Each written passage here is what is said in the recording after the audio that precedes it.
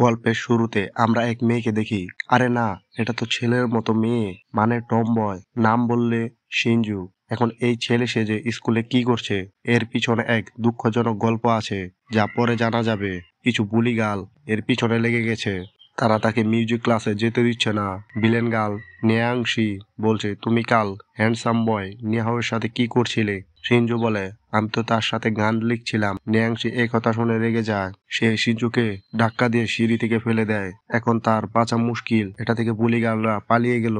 অন্যদিকে দুই বন্ধু নিজেদের মধ্যে ঝগড়া করছে টাকা নিয়ে কাণ্ড। ফাইটের সময় এক মেয়ে অন্য মেয়েকে ধাক্কা দিল, সে পড়ে গিয়ে মারা গেল। ঠিক তখনই তার আত্মা ট্রান্সফার হয়ে শিনজুর মধ্যে ঢুকে গেল, আর সে বেঁচে উঠলো, মানে রিবর্ন।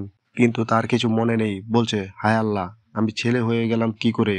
সে নিজেকে চেক করতে লাগলো, বলল, থ্যাঙ্কস গড, আমি আসলে মেয়ে, শুধু ছেলে সেজে ঘুরছি। অন্যদিকে মিউজিক ক্লাস শুরু হয়ে গেছে।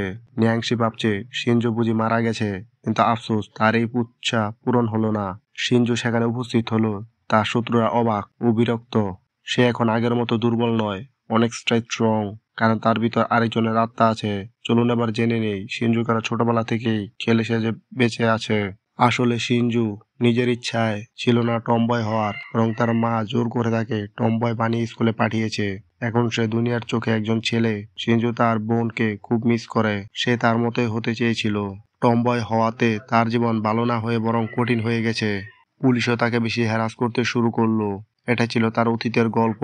এখন ফিরে আসি বর্তমান কাহিনীতে। শিনজু আর আগের মতো ভীতু নয়। এখন সে বুলিদের সহ্য করে না।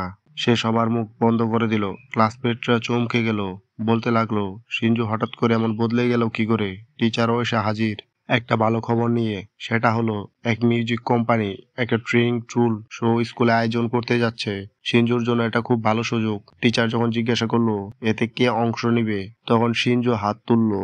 দর্শক বন্ধুরা, আপনারা যদি কোরিয়ান ড্রামা পছন্দ করেন তাহলে কমেন্ট করে জানান। আপনাদের সহযোগিতা গেলে পুরোটা আমার ভিডিও নিয়ে আসবো।